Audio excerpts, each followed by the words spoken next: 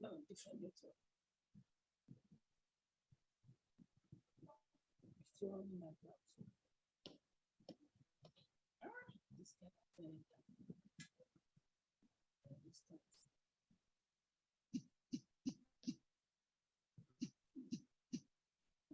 It's loud.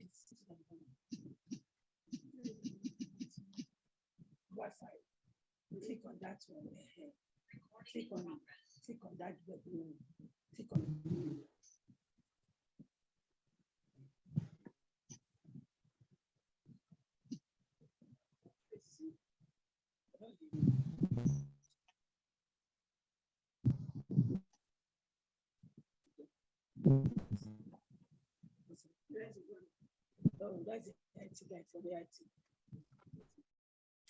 Can you kindly unmute your device so you can hear me and respond, Mr. Chidi?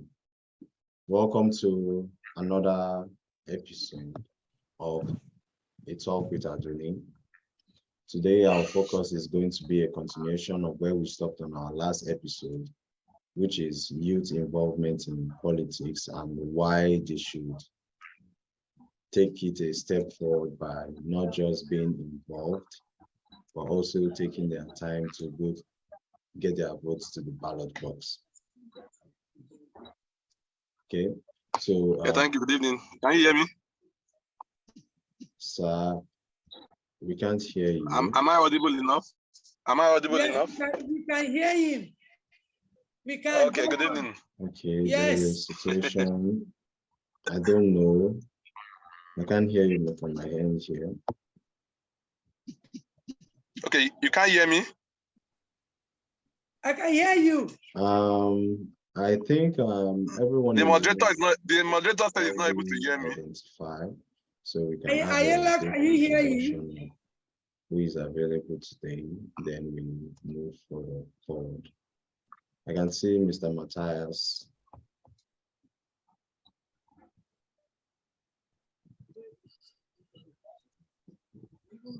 Can you do a brief introduction?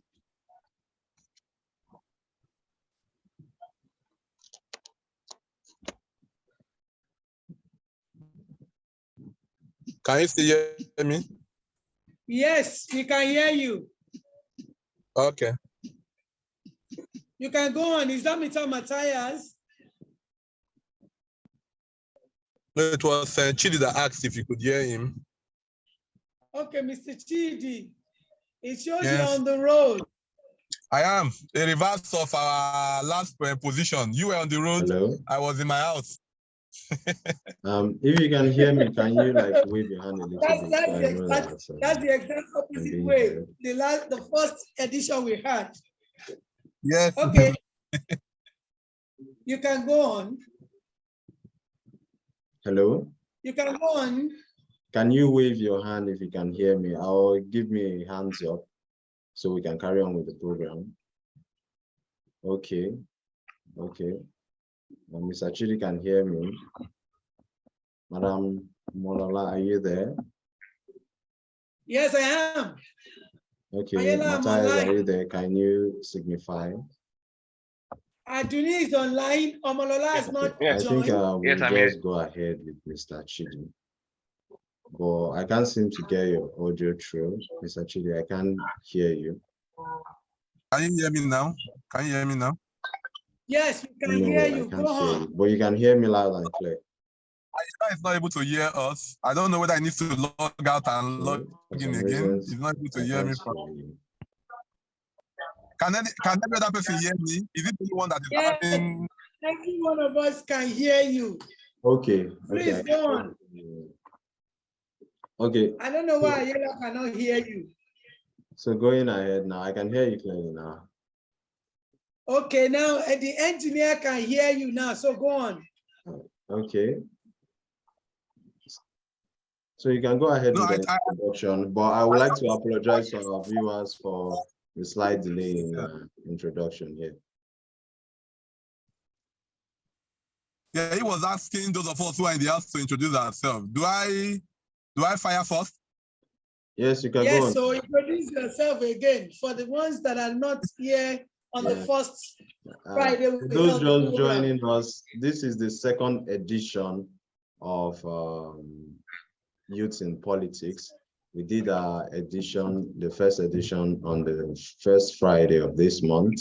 And this is the second edition because we had a lot of people coming to share their ideas, and we still want to make sure our voice is being heard in youth involvement in politics. So we are going to carry on with the second edition right now. So Mr. Chidi, you can go ahead and give us a brief introduction before we dive into today's edition. Okay, thank you so very much. Always a delight for me to be on this show. That's what happened to you, sir. Good evening, Nigerian. Like I did introduce myself the last time, forget the name Chidi. I am Lola Awe's brother. As Nigerians, we are brothers and sisters. So I am a brother, and I am humbled and delighted to be on our show. I am a Nigerian youth, one who is always interested in matters that pertain to Nigeria, and especially we, the youth. I am one youth that is not passionate about leaving this country for any reason at that. This is where I was born. This is where I do my business. This is where hopefully I will die when God says the time has come, and this is where I'll be buried. I am a full-blooded Nigerian. And so I'm delighted to be here to talk about the progress of our nation, Nigeria, which I think is something that should concern every well-meaning Nigeria. I am concerned, and I want to see Nigeria becoming one of the greatest countries on planet Earth, as God has already created her to be. So once again, it is for me a big honor to be on tonight's show. My name, once again, is Chidi Ijere Daniel. I am initialed CID. Thank you so very much. Okay. Thank you very much, sir, for that introduction there. We are very much, we very much appreciate you for coming, taking your time to be on this program with us today. So, one of the main challenges youths face, of being involved in politics, they're always afraid that, the politics is a very dirty game, and they don't want to get involved in politics because they don't want to find themselves wanting. Because, when you lack power, you'll be a very easy target for, these politicians, and they can easily, get the police on you and so on and so forth. Sir, can you shed a little light? How do we tackle such a situation, and how do they get out of their shell and get a little bit more enthusiastic about going into politics? Yeah, for the phrase that politics is dirty, I think that is one phrase that has actually kept a lot of people away from participating in politics. But if you ask me, there is hardly anything we do in life that does not involve political activity in one area or the other. And for me, I see politics as a way of life. Everything we do as human beings revolves around political decisions that have been made by one or two persons, by some persons for us. So, and if you know that whatever decision, whatever policy that have been rolled out would impact your progress as a human being, the best thing for you to do is to also involve yourself as part of those who would make this decision. And there are various ways we can make this decision. There are various ways we can involve ourselves. One of which I see that a lot of Nigerian youths have woken up to, which is to go out there and make our voices heard by casting our votes. That is one area that we can be involved in politics. That's actually the primary or the preliminary part of being involved in politics, to make yourself available to vote. So that is one. And then secondly, far from voting, we should also move a step further by registering to become a member of one political party. And what we should do as youth is look at the numbers of political parties we have in Nigeria, get their constitution, get their policy documents, see what they are all about. Although we live in a in a world where, or in a country where a number of the political parties don't have ideologies. But if we continue to keep ourselves away, those of us who believe that we can bring in one or two ideas that can actually influence the ideologies of this party, there's no way you can do it from the outside. You have to belong. You have to belong, and then when they begin to see you and they begin to see what you have in the inside of you, you can agree with me that they will begin to give you some recognition. I am Igbo, like I said the last time. I am from Abia State. I was born in Lagos. I do politics in Lagos, but they've never said because he's Igbo, we will not recognize him. I've been given some sensitive positions to occupy, even in my political words. And I think every youth should be involved in it. Last time out, I said I became a politician, even as a teenager. I joined the political party. My first political party was AD. That was the first party, AD, that competed against PDP. But I've been involved in politics even when I was a small boy. I see my father go out to vote in the days of NRC and SDP. My father was always talking about politics. So I followed the trend. And that's why I knew the slogan at the time, Hope 93. So I followed the trend. I knew everything about MK Abiola. I knew he had the Kingibe. I knew there was a Tofa. So even as a 13-year-old boy, I was following this event politically. So that actually shaped my life to fall in love with politics. Little wonder also, when I got to university, I had to contest for faculty president. I had to contest, and it was one of the most interesting political times in University of Ilorin. So politics is not something I think we should run away from. Let's be involved in it. First thing first, I like that a lot of Nigerian youth are woken up to it. Let's go out there and get our PVCs. Let's make ourselves eligible to vote. And then the next step, now participate in politics, join a political party, and become financial member, do whatever they are doing, so long as it is legitimate, just to be seen, attend political meetings, go for rallies when it is safe, when you know it is safe, but just make sure you belong to one political party. And as you continue, as you begin to learn, because politics is also an act, and you need to learn. There is no way you can learn when you also keep yourself away from it. You need to learn. And as you begin to learn, then you can now present yourself to be voted for. So Nigerian youth, I can say, gone are those days when they are no longer interested in politics. After this election, you will see a number of Nigerian youth coming into political party. As we speak today, most of them are really out there to just go there, 2023, cast their vote. But after 2023, you find a lot of them will find one or two political parties to be identified with. So that is going to change the murky waters of politics. You know, when you fall into a murky water, you come out, you become dirty. And that's what they say is dirty. Politics is not dirty.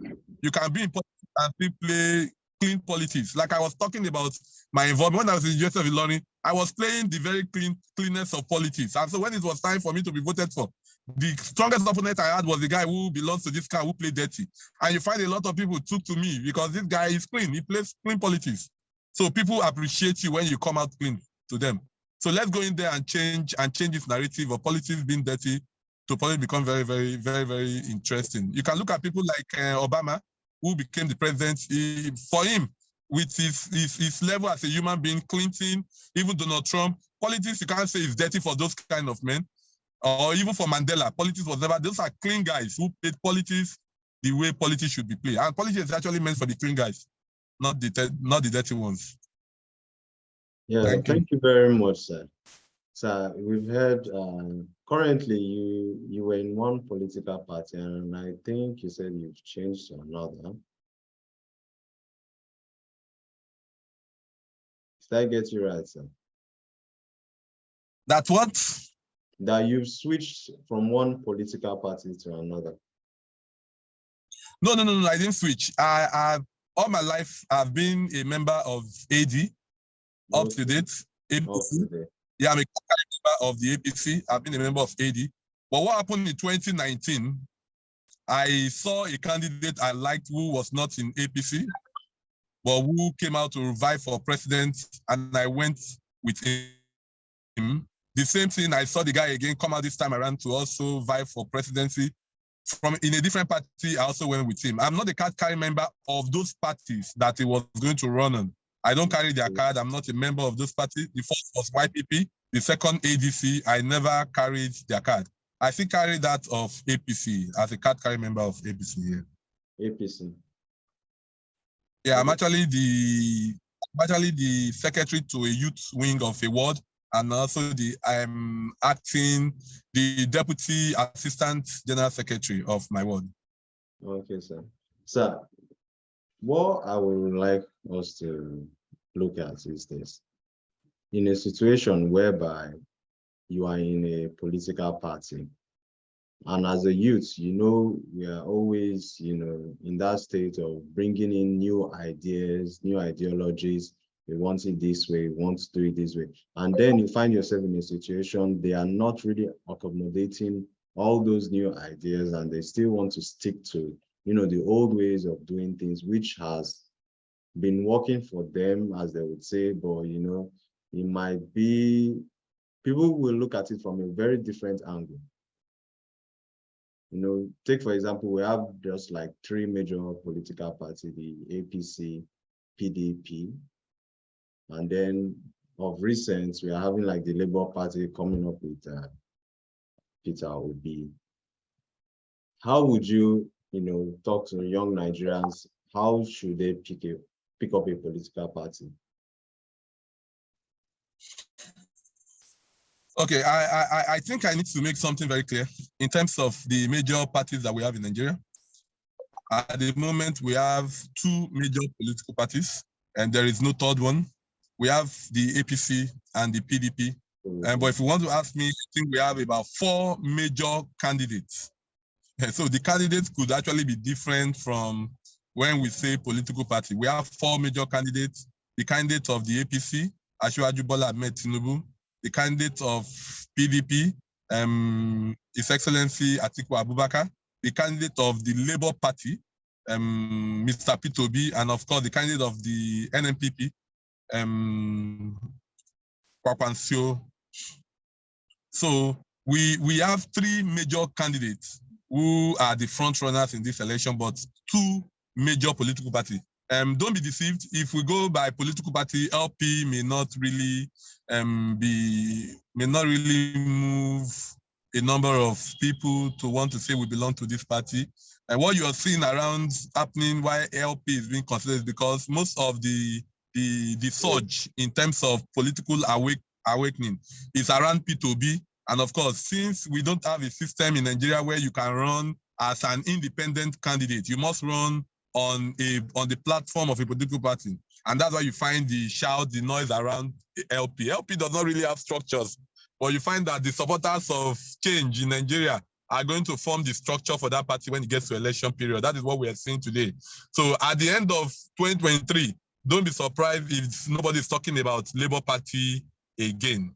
And what we're after now are the candidates. And that's why you find a lot of. So what I would like to tell the youth is, like I said earlier on, you cannot be outside to try to effect the kind of change that you want, number one. Secondly, now when you now come in to say, okay, these are my ideas, I want to be able to push my ideas to the front burner. Yes, that's why you need to participate. When you participate, you are able to air your ideas. You're able to talk about what you think. There might not be that immediate implementation of what you have said you want or what you think is right. But one thing I can tell you from my experience of several years in a political party is that your leaders are listening to you. When you talk and you talk intelligently as a Nigerian youth in a political party, your leaders are listening to you. They know when the chiefs are down and they need to send out that youth that will go represent them and be their face, you will find they will nominate you, they will ask you, guy, go and represent us. This sort of benefit I've actually enjoyed in my political world when they need to send out. They don't send out those guys who would go there and not bring back home what they want them to do. Of course, when they're asking you to go represent them, they will say, this is what we want to try to achieve. So politics is a game. It's a game of give and take. Even when you have an idea you want to push, you know when to push and stop and give in to the ideas or more superior ideas of your political leaders. Because politics is a game of loyalty. You have your idea, you must not force it down the throat of your leaders. Just continue to sell your ideas to them, show them you are loyal. When you show them you are loyal, before you know it, gradually your ideas will begin to enter, to come to the front burner in terms of political thought. So one thing we should do is to go there, look for like minds, discuss amongst ourselves. I recall when we were running our political base in the youth wing of the APC of my ward. Our political youth leader at the time was a lawyer. Is a lawyer, a son of a retired permanent secretary in Lagos State. He was a lawyer. He got to become the youth leader by virtue of the ideas that he had, not by virtue of the position that his father once held with Lagos State government. No, by virtue of the ideas that he had. And I was made the secretary.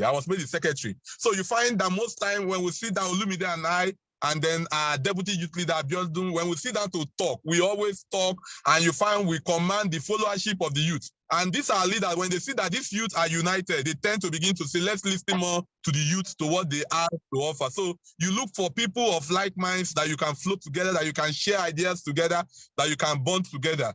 Politics is a game of number. By the time you begin to have more people listen to you, more people tend to push the ideas you are pushing, you find that your leaders gradually, but consistently will begin to listen to you. And then you can make your mark as a politician. So in essence, you are letting us know politics is a game of loyalty, and it involves a lot of patience. You have to be very patient. You have to seek the opinion of others and try to pull up a team together so that you can convert large numbers. Yeah. Okay. Thank you very much, sir. Essentially. Sir, like the situation we had in the country of the NSAS protest, which a lot of youth turned out for. There was this protest and they brought out a list of things that, the country should be able to do for the youths to make them feel a little bit more appreciated in the country, because a lot of things seem to have been going wrong. For the youths that are in the political parties and they feel like they are saying these things and a lot of all these things have not yet been implemented and they are a little aggrieved by these things, how do you, say to them, show your grievances or let your voice be heard in such a scenario? You are loyal to your boss, but how then do you come out to address these sort of issues? The scenario you painted is not that of a political party, is between the governed and the governed and the government. At that point, we may not really be talking about loyalty, but of course you have to be loyal to your country. That is what we all are supposed to be loyal to. Both those who are in government are supposed to be loyal to the Federal Republic of Nigeria. Those of us who are being governed are also supposed to be loyal to the Federal Republic of Nigeria. Now, I will take the NSAS as a case study, just as you pointed out. If you are crying for a particular thing, because most of these people we talk about today who try to shut down the NSAS protest were people that we actually voted for. We are the same people that voted them in to go there and represent us. But those of us who voted them in, and then they go there to personal desires. So when political time, because that's what you're trying to see the youth do now. The youth are trying to make known their grievances by going out there to cast their vote to say, okay, this government, we voted you in, but you went in and you went against us. We're going to vote you out this time around. That's what the youth wants to do. They want to be able to vote out the same government that they put in power. And I love the system of the Nigerian politics. We vote you in 4 years maximum. If you mess up, we get you out. And that is what the youth are trying to do now.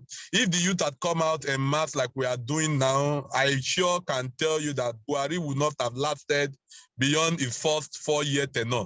But because the youth just felt unconcerned at the time, and that's why Buhari is enjoying an 8 years ride on the seat as the president of this country. So, but now you know that when we vote you in, you go in there and you are not there to serve us. You go in there, you want to rule over us. Or if we cannot get you out by getting the House, the Senate to impeach you, then we'll wait for 4 years to get you out by our vote. And that's what we're trying to do. So, but we must not stop. There are, like I said earlier on, there are different ways you can make your voice heard.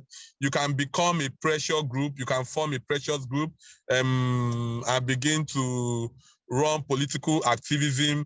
Let your voices go to the social media. Thank God for the social media. Continue to hammer on what you think you want the government to listen to and implement. And you find that the more we begin to talk about these things and we make them a trending issues, governments likely are going to listen to us. And then let's take up the pen. There is strength, there is power in the pen.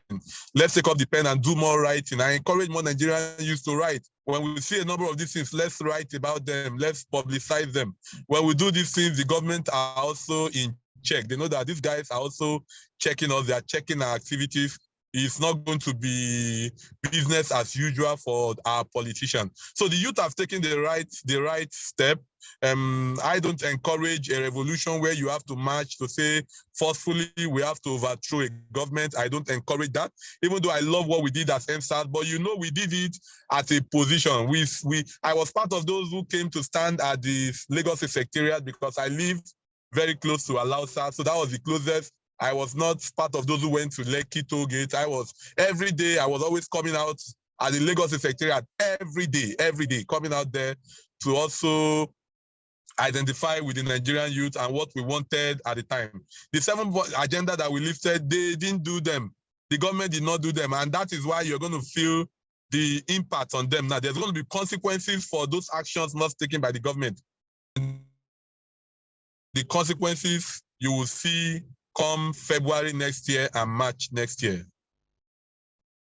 So in all this, we've noticed that, okay, it seems the government are not, they have been paying a little attention to the youths now. And at the same time, we have the Labour Party candidate, which is Peter Obi. And a lot of youths seem to be behind him. But you've pointed out that his party does not have structure, a really strong structure to hold maybe the government if he should emerge. How do you and at the same time, a lot of youths feel PDP and APC are just, the same party at the end of the day. Like the same people, they're always switching sides, playing the politics game with Nigerians. How do you, shed a little light on this? Because it's somewhat a complicated situation. So please, we have like 10 minutes to go. So we can just wrap it up in 10 minutes. Yeah, I'll be very brief. Some of the things you said are very, very correct. PDP, APC are the same party, the same people who move from one party to the other. My boss will call them political prostitution. That's the terminology that Professor Kingsley Moghalu uses. They just move from one political party in power to the others. Very correct. What I meant by Labour Party does not have structure. Like I said, I've been in politics all my life from 19 years till date. There are places you go to, remotest places in this part of the country you go to, and you find that the only party you see there is the APC and the PDP. You hardly find the Labour Party, you hardly find any other party. And that actually informed a decision I took some years ago to now start up a political party. It's still in the cooler. It's a very funny political party name. I'll mention it now, maybe for a later time, because I felt that a number of things needed to be in place for us. So LP has no structure for now, but that doesn't mean that P2B does not have structure to govern. That's not what I'm saying. P2B, if he eventually wins the election, has got a whole lot of structures to govern. Don't be surprised that P2B might even call you to say, okay, come and add XYZ, because it's going to be a government for the people. It's going to be a government for the people. But in terms of If we say let it be a normal political game, LP, Labour Party will never, mark that word, in capital letters, will never beat or defeat PDP and APC. But what you're going to be seeing is that the people have woken up. What we are doing now is beyond Labour Party, is beyond P2B. P2B does not have a say, does not have any contribution to what is happening around him. He has no contribution to it at all. This is a divine move by the heavens. So you find a lot of people are going to stand and be the structure of this party. For instance, in every ward, in the 178,000 plus polling units that we have, you are supposed to have your representation at those polling units. Labour Party alone cannot give that representation. But with what we have on ground, people will stand up, even in the interior, to say, I am going to defend the votes that we have cast for P2B. Invariably, they are defending those votes for Labour Party, if you understand what I'm saying. But Labour Party as a party does not have structure.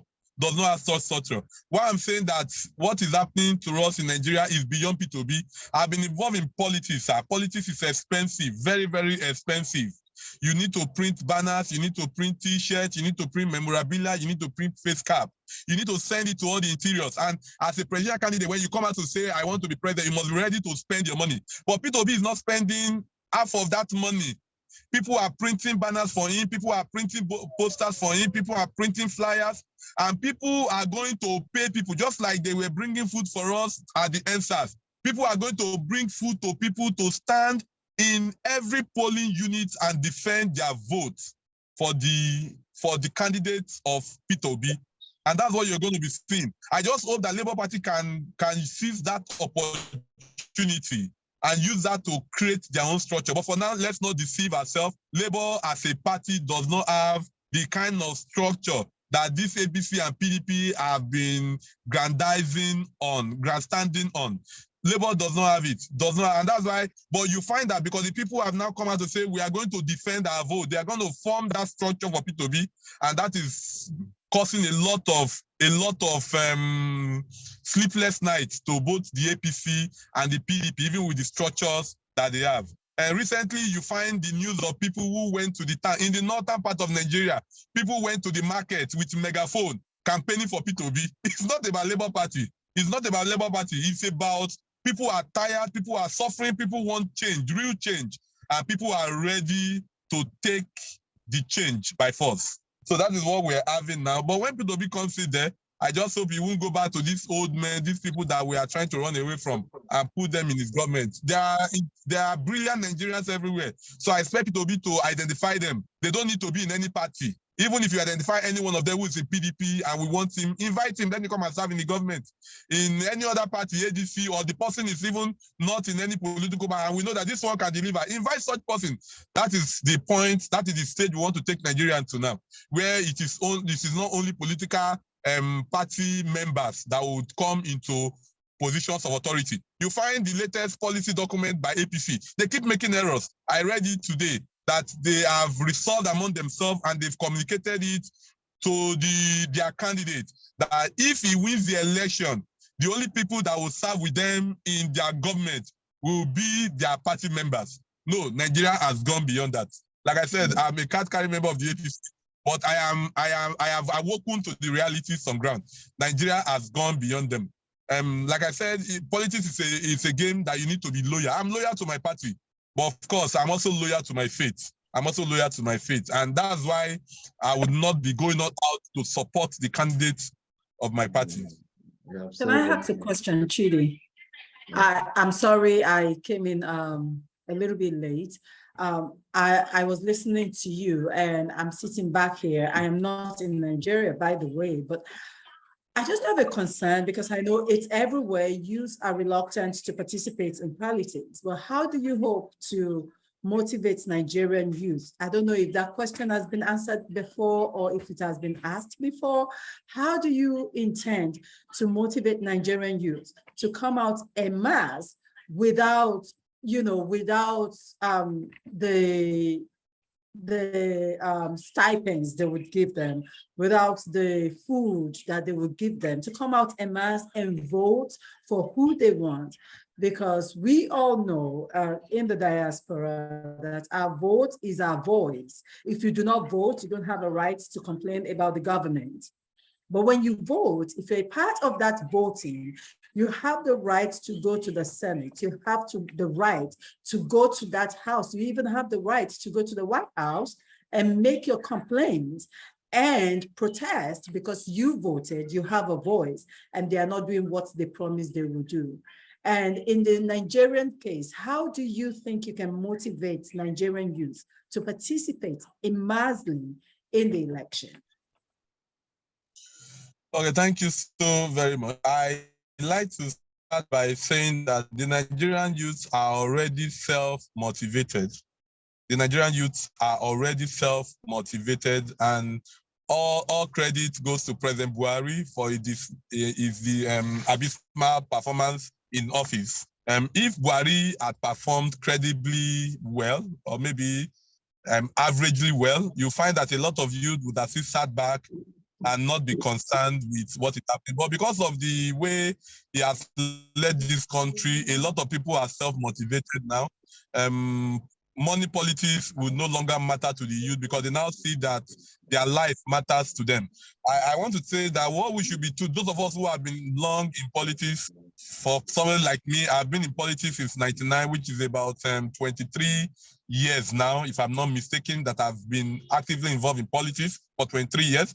People like what we should do is to look for ways to sustain this motivation, to look for ways to sustain the motivation that is already happening in Nigeria. Like I said, all credit to President Buhari, and we are working at it. We are gathering data, we are gathering names, we are gathering information, we are creating cells where people come and discuss about this thing, and we're trying to encourage them that, okay, don't let it just fizzle off after the 2023 election. Let's begin to form a group and begin to discuss. We are also looking at running a shadow government, kind of one or two in our meeting. We've mooted the idea of running a shadow government that will be comprised of Nigerian youths. Let's checkmate what these governments are doing. Among us, we appoint somebody as the Minister of Education, follow the minister, follow his policy, follow his program. If we need to eat at them, let's eat at them. Among us, we have said you will be the Minister of... Sir, we have heard so much from you, and it's very lovely. Can you permit us to take a short break, and then we'll be right back? I hope I was able to answer our questions before you well, come. I was, trying to follow with you. I have some other questions, but I think Ayala is a producer, and he has the final authority. I don't want him to just cut us off air.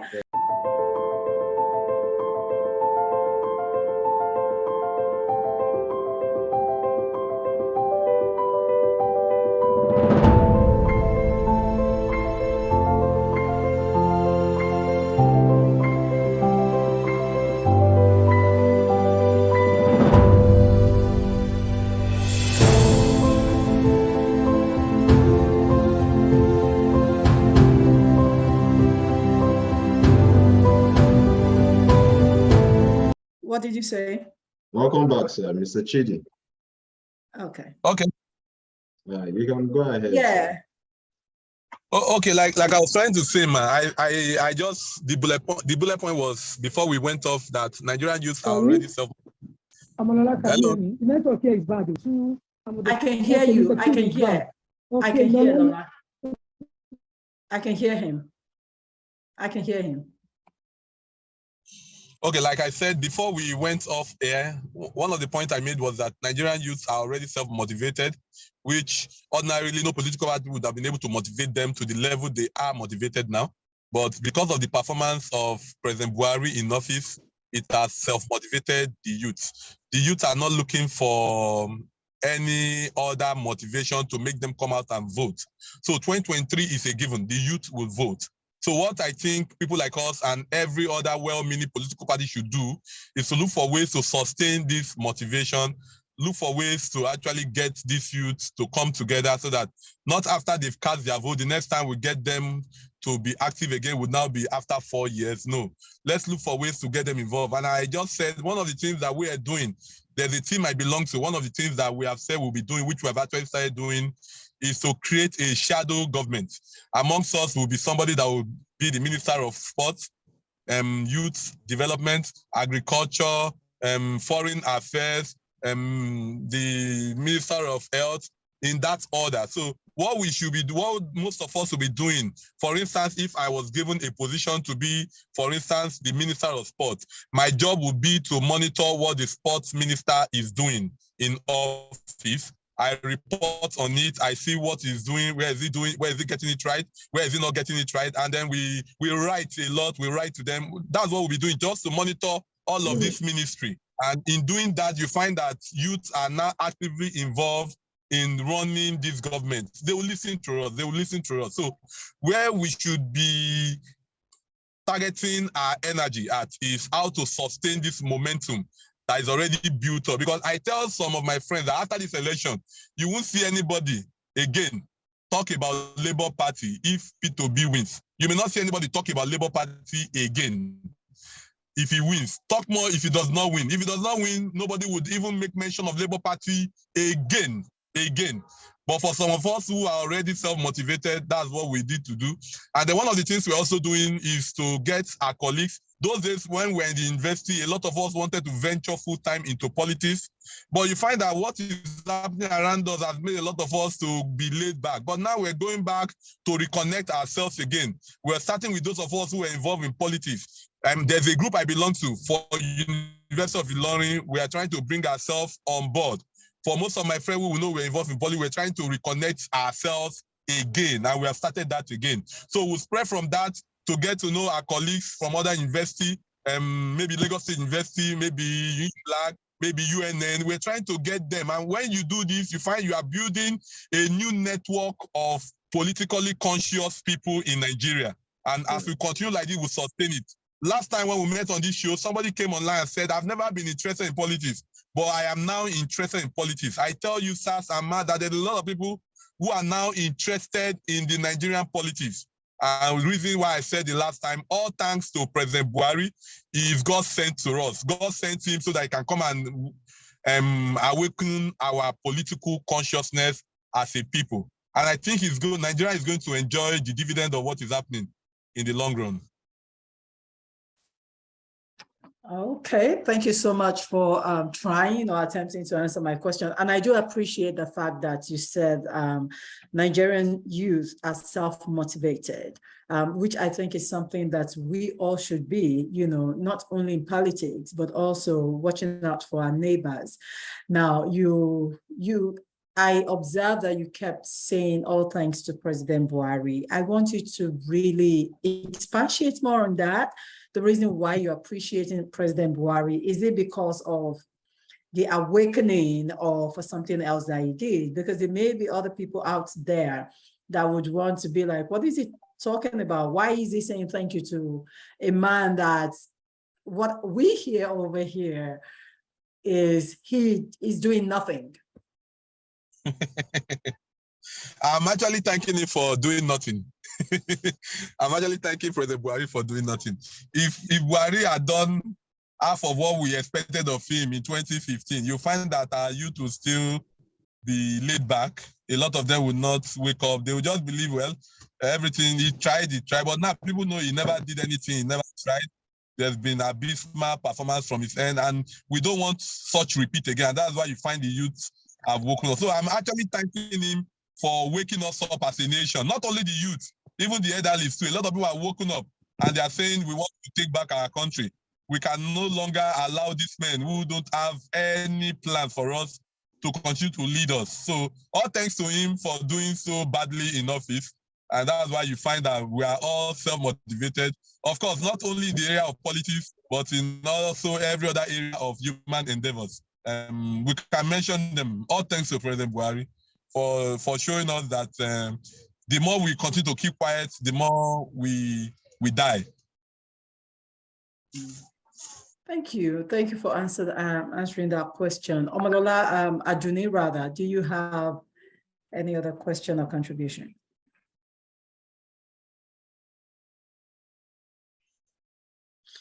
Okay, I don't think she can hear me, but Chidi, if you're still there, I want you to, like I said, I joined late, technical difficulties.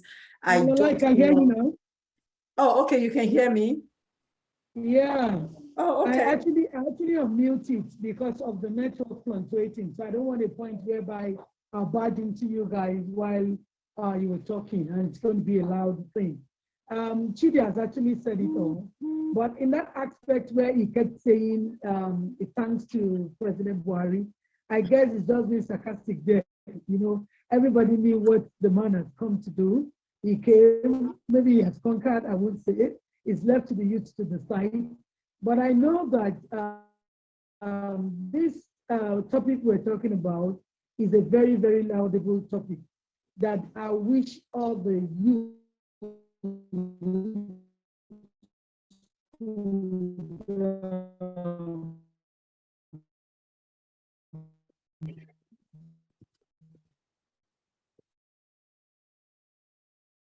be part of this program. You know, November, Amalala, the co-host, to host some other people we are calling Chibi Jared too, will be coming online to host them, and then they would like talk more on why they vote. They should participate in this election because we can't afford to lose another 4 years again, picking the wrong people, you know, picking the wrong people. We should vote for the right people.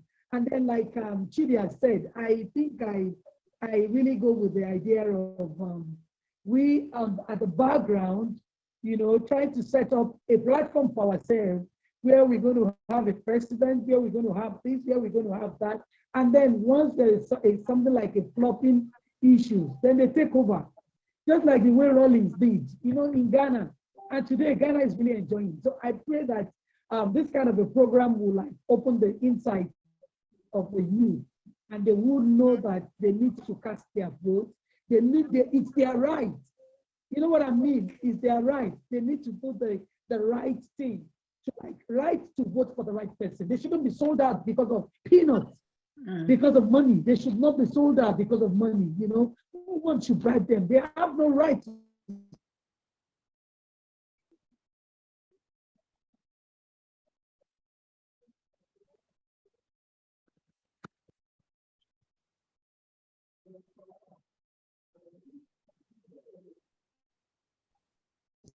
Sell their vote for 1 naira, for 2 naira. So it's a clarion call to call out for. They should need to talk to Nigerian youth and let them go. I'm feeling it. So if I can feel it, how much more our elders, the elder ones, the old ones, you know what I mean? So I really appreciate Chidi. I really appreciate everybody that has come on board. And then you too, my co-host, Omolola. Yeah, I really appreciate every one of you. I still don't know if you have a question for Chidi. Well, honestly, I would have loved actually to. Because I want to learn.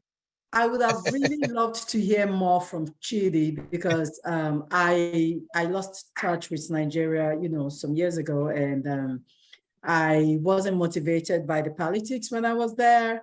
I saw what was happening, you know, firsthand. I would say not really in it, but in it to see what was happening, and that was prior I left Nigeria, and I know what pertains. I know the, you know, all the tricks and the intricacies and all of that, or some, don't let me say all. So I, for one, was not motivated. And that was why I asked the question, how do you intend to motivate youth? And you say they are self-motivated. How many percentage of this youth will you say indeed are self-motivated? I think I should ask that question. Okay, I may not be precise to say XYZ percentage are self-motivated, but I know from every part of the country, youth are self-motivated. We follow the trends, we follow happenings around. Let me also add here that for Professor Kingsley Moghalu, whom I mentioned at the last program, that I was a member of his campaign council up until June. June when we had that ill-fated ADC primaries, and he came second in the primary election. We know what actually happened.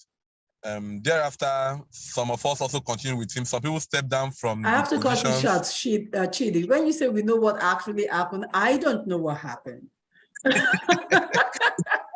So maybe you just give it, just a brief synopsis. I have no idea what happened. Like I said, I lost touch with Nigerian politics. I'll just mention it. The guy who won the election actually came to scot to his chances. He was paid to come scot to the chances of Professor Kingsley Moghalu, and he succeeded, which he succeeded in doing. Today, that party is in shambles because a lot of things he told the party members were all lies. Having won the election, he's not contributed anything to that party. They are not campaigning. We're not reading about them. So he just came to mess up the party. He came, bought votes, capitalized on the hunger that is in town, and then paid people, most people $200, bought their votes, and they voted for him. This was a guy who joined the party just 2 months to the primaries. This was a guy who never campaigned, who never told us what he wants to do. And you find my Nigerian people going out to vote for him. The party actually sold their conscience to him. And that's another problem I have with a lot of these smaller parties. When you think you have a party with ideology, you find that at the end of the day, when the chips are down, that this party are only cut out to enrich the people who, in a way, are the leaders of the party, the chairman and his cohorts. So that was what happened. That was why you are not having a Professor Kingsley Moghalu on the ballot. But where I'm driving at is that after that fate befell us, he kept some of us. And while we were campaigning, at the time we were campaigning, I was the director of mobilization for all support groups, for all the support groups that were affiliated to work for him. And in Kaduna alone, we have over 60 support groups. Most of them are youths. These guys are already fired up for change, for real change. I'm talking of the north, and we have them scattered in Bauchi, in Jigawa, in Zamfara. Most of this group reports to me. I have the database of membership of this group till date, you understand? And then we talk about the east where I come from. We have a lot of them who are also fired up in Abia State, in Ebonyi State, in Enugu, in Imo State, who are rooting for a government that will be led by Professor Kingsley Moghalu. The same thing in the west where we are, and in every other part of the country. So I may not be able to say categorically well that this XYZ number of youth are fired up, but I know a lot of youth are motivated. Because we also tried to go into the INEC PVC registration, and you find a lot of youth came out to register for PVC. We actually use that platform to also push for them to come out to register for their PVC.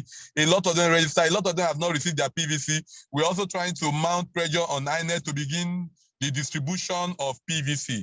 I don't know why INEC is still delaying on distributing this PVC.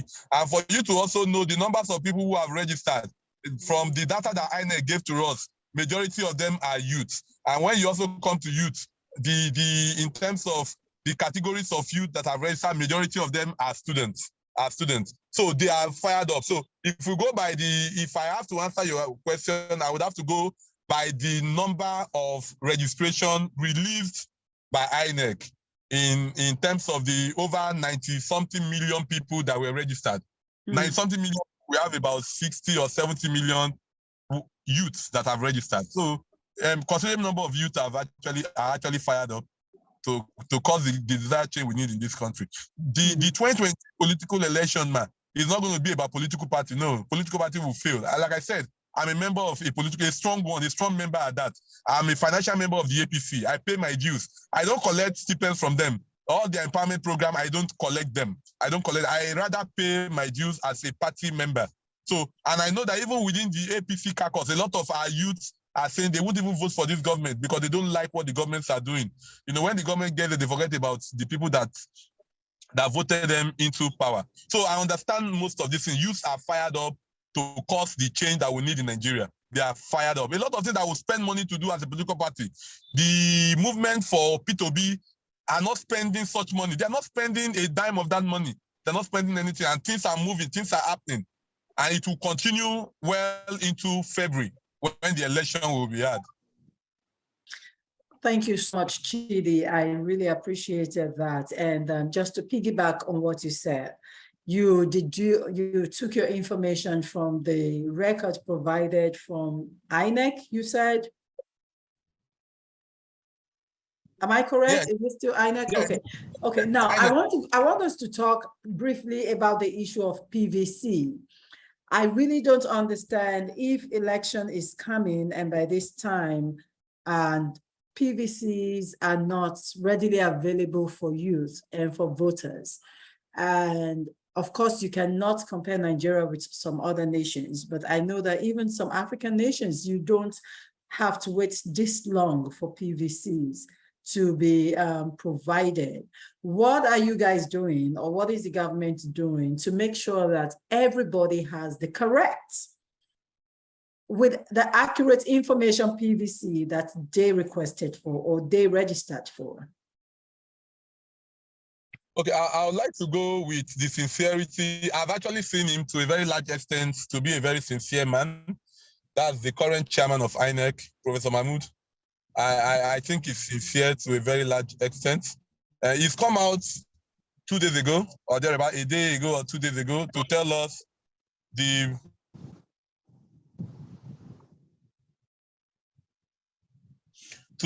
come out to tell us the position of affairs with INEC at the moment.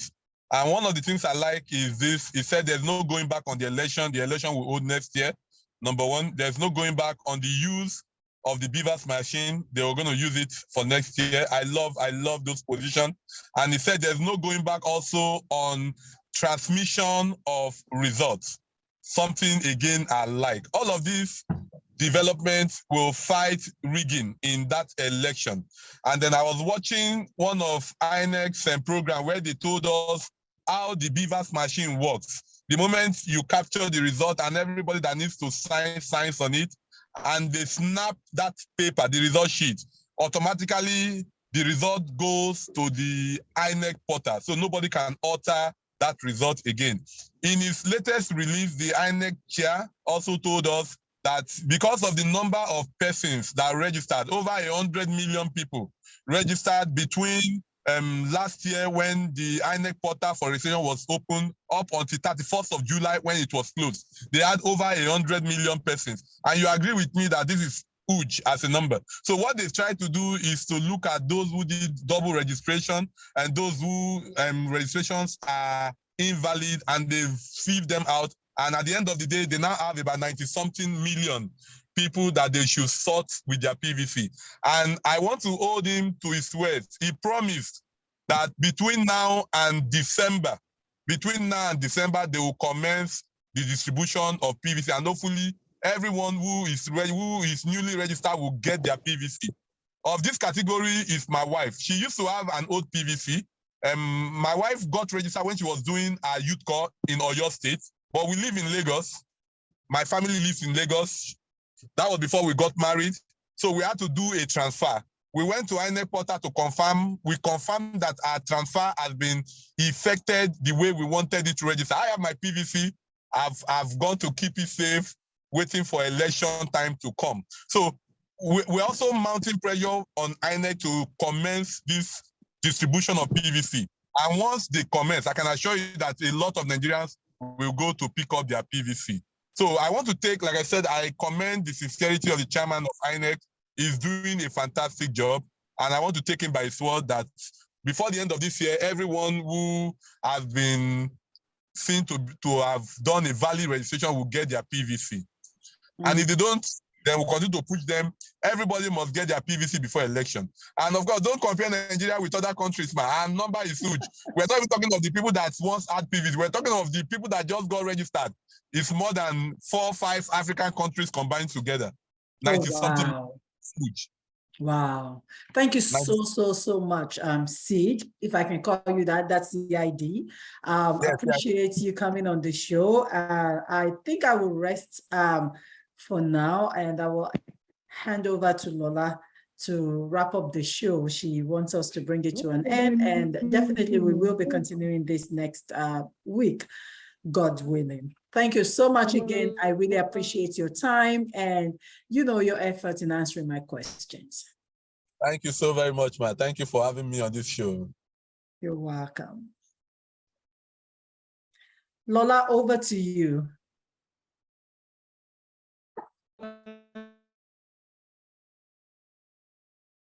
I cannot hear you. You seem to be breaking.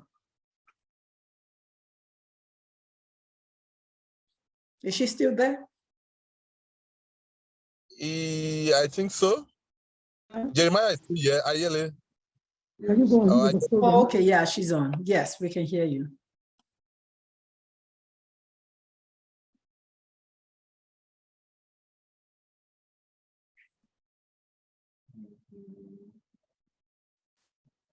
Okay, we cannot hear her. I think I can round up if that's okay.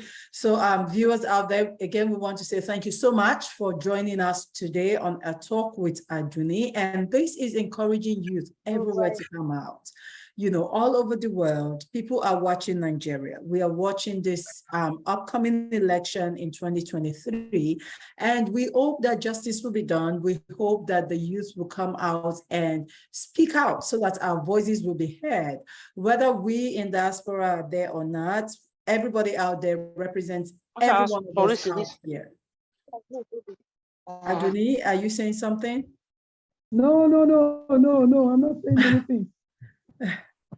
Okay, so we just want to encourage everyone to come out and vote, please. If you have not registered for your PVC, go out and register. That is the gateway to voting. That is the gateway for your voice to be heard. If you want to have a say in government, please partake in it. Be part of it.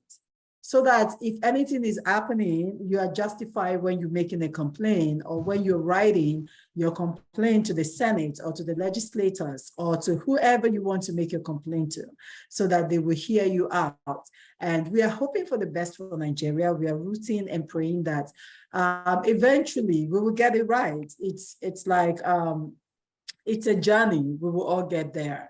Again, Chidi, thank you so much. We appreciate your coming, and hopefully we will see you next week so that we can continue this very interesting topic, because it's really interesting. We need people out there to be educated, to be informed, and to be aware of what their rights are as voters in Nigeria. And I think maybe next week we should talk about that if Chidi will be here next week.